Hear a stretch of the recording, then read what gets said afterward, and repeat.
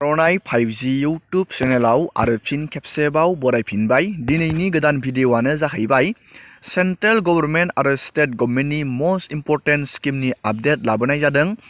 बे स्किमनि आपडेटफोरखौ जोङो दिनैनि नैबे भिडिअ'नि गेजेरजों ए टु जेड डिटेल्सआव सावरायगोन आरो नायगोन।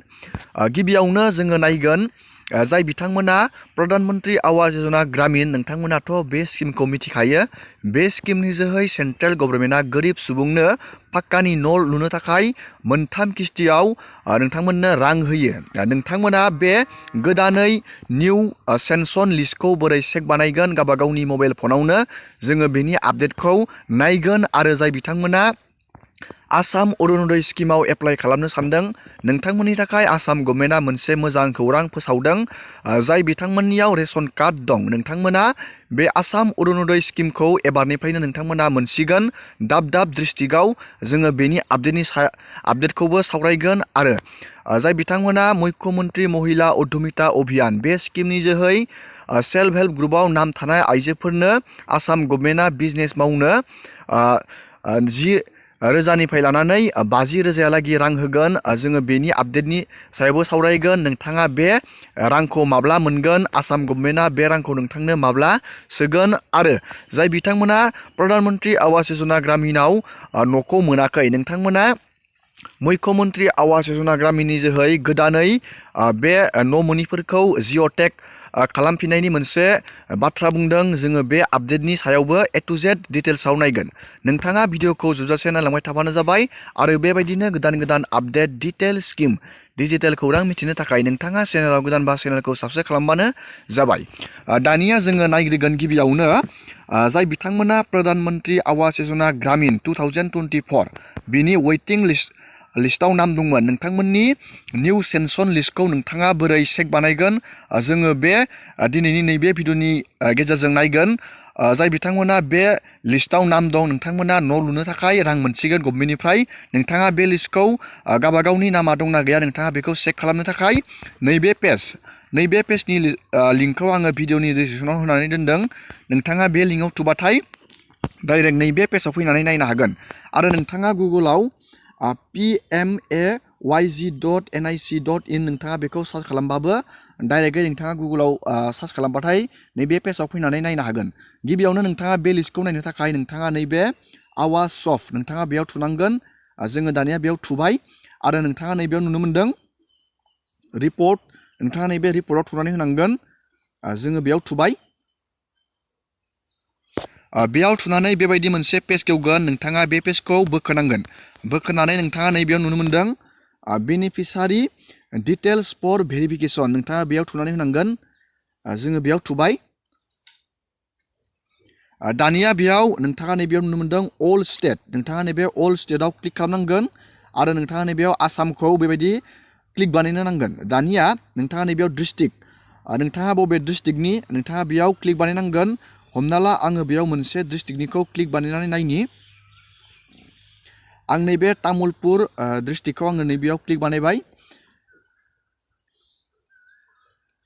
दानिया नोंथांनि बेयाव ब्लकखौ नोंथाङा बेयाव गावबा गावनि ब्लकखौ नोंथाङा बेयाव सिलेक्ट बानायनांगोन बेबायदि। दानिया नोंथांनि बेयाव ग्राम पन्सायत VCDCखौ नोंथाङा बेबायदि क्लिक बानायनांगोन।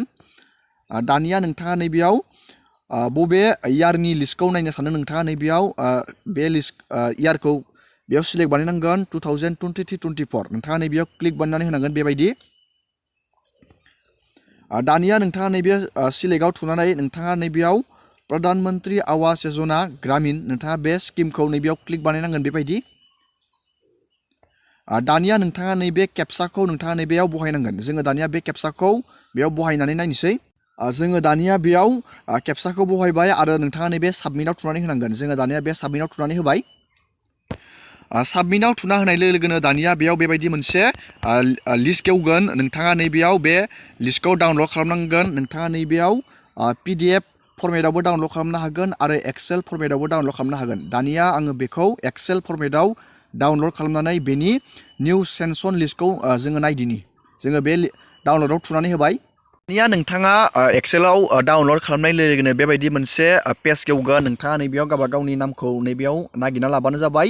बेयो VCDC वाइसआव थागोन स्किमनि नाम आरो नैबेयाव इयारखौ नोंथाङा नायबानो जाबाय नैबेयाव गासैबो नोंथांनि हाउस स्टेटासाव नोंथाङा नायनांगोन नोंथांनि नामजों नोंथाङा नैबेयाव नुनो मोन्दों गोदानै नैबेयाव कमप्लिट जानायबो दं आरो फाउन्डेसन लेभेलबो दं बेयाव गोदानै बानायनाय आरो नैबे हाउस सेनसन नैबे गोदानै सेनसन जादों जाय बिथांमोना नैबे गोदानै सेनसन जानायाव बेबायदि नामा दं नोंथांमोना थाबैनो न' लुनो थाखाय रांखौ मोनसिगोन नैबेयाव गोबां मानसिनियानो सेनसन जादों नोंथाङा नैबेयाव नुनो मोन्दों नैबेयाव नोंथाङा बेबायदिनो गावबा गावनि लिस्टखौ बेबायदि स्टेपखौ फल' खालामनानै नोंथाङा नागिरना लाबानो जाबाय दानिया जोङो मोनसे गुबुन आपडेटनि सायाव जोङो सावरायदिनि दानिया जोङो सावरायगोन आसाम अरुनदय स्किमनि आपडेट आरो सेल्फ हेल्प ग्रुपनि आपडेट आरो मुख्यमन्त्रि आवास योजना ग्रामिननि आपडेटखौ बेनो जाहैबाय जोङो गिबियावनो आसाम अरुनदय स्किमनि मोनसे बिग आपडेट ओंखारनानै फैदों बे आपडेटानो जाहैबाय आसाम गभर्नमेन्टआ मोनसे थांखि लादों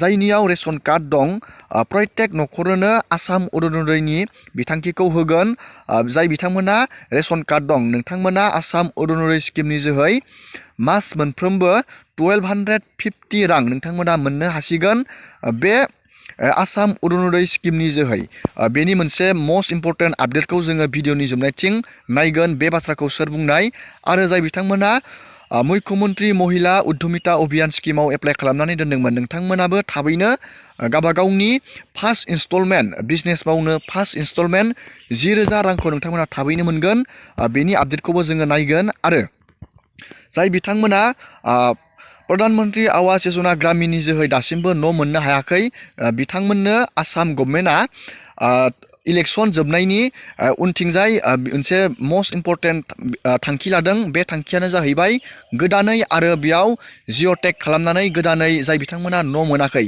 बिथांमोननि नामखौ सोसननायनि मोनसे मस्ट इम्परटेन्ट मोनसे आपडेट बेयाव होदों जोङो बे आपडेटफोरनि बागै जोङो नायदिनि